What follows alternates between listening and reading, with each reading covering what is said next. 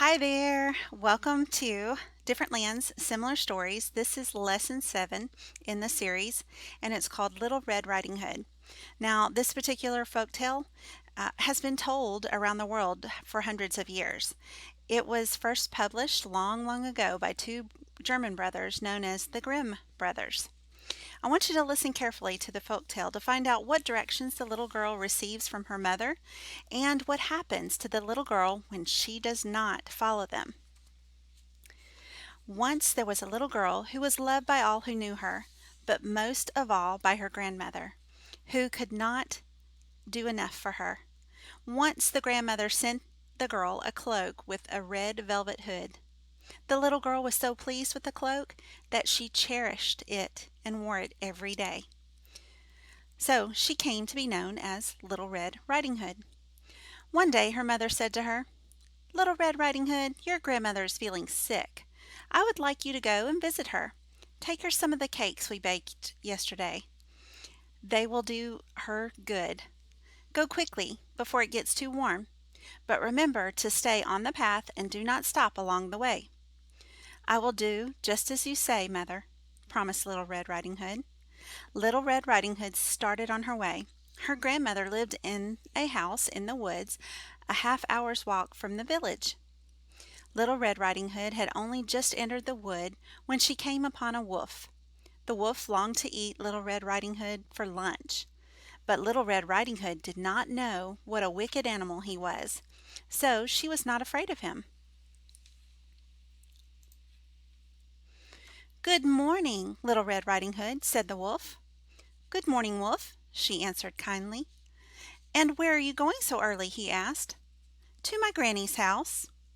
"And what's that in your basket?" "Some cakes we baked yesterday. Grandmother is sick, and the cakes will make her feel better." "And where does your grandmother live?" "In the woods, a short distance from here, in a cottage under 3 big oak trees," said Little Red Riding Hood. "Mmm," said the wolf, as he thought to himself, "what a tasty morsel this little girl would be, but she's not big enough for a meal. I must find a way to eat her and her grandmother too." The wolf walked along beside Little Red Riding Hood for a while. Then he said, "Why, look at all the pretty flowers. Why don't you stop to rest and pick some of them? You're hurrying along as if you were late for school, yet the birds are singing and everything is so pleasant here in the woods." Little Red Riding Hood looked up and saw the sunlight dancing in the leaves of the trees. She saw the lovely flowers around her, and she thought, "I am sure grandmother would be pleased if I took her a bunch of fresh flowers." Forgetting what she promised her mother, she left the path and went out of her way into the woods to pick some flowers.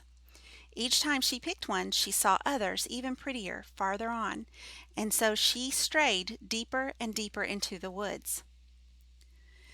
As for the wolf, he hurried straight to grandmother's cottage and knocked on the door.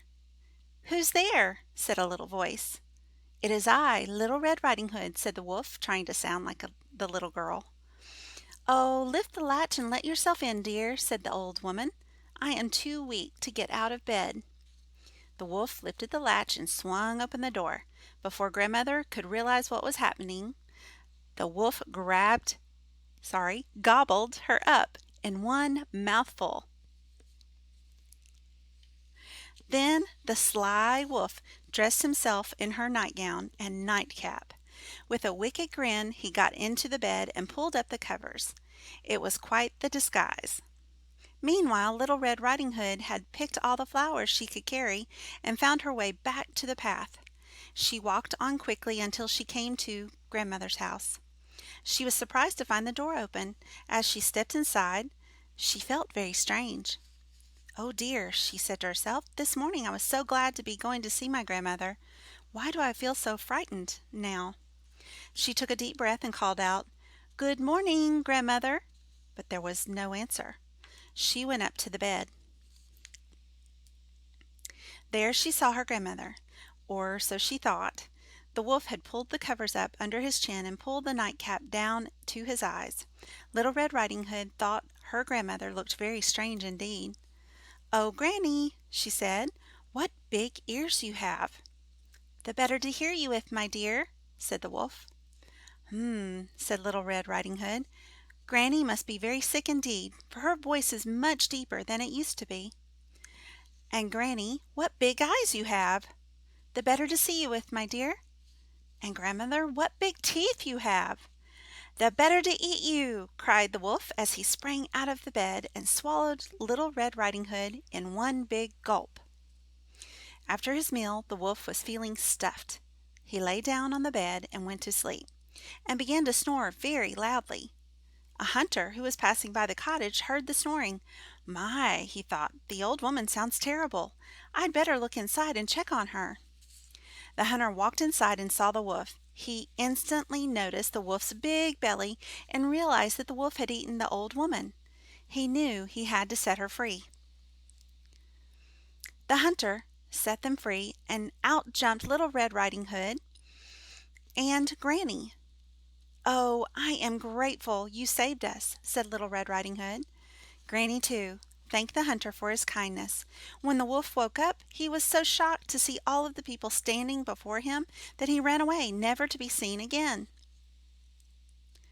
Little Red Riding Hood sat down with her grandmother and the hunter, and together they ate the cakes Little Red Riding Hood had brought. And Little Red Riding Hood said to herself, "After this I shall always do as my mother tells me, and I shall never leave the path again, not even to pick pretty flowers." So, I hope you enjoyed the story. I sure liked this ending. There are several different endings to this story.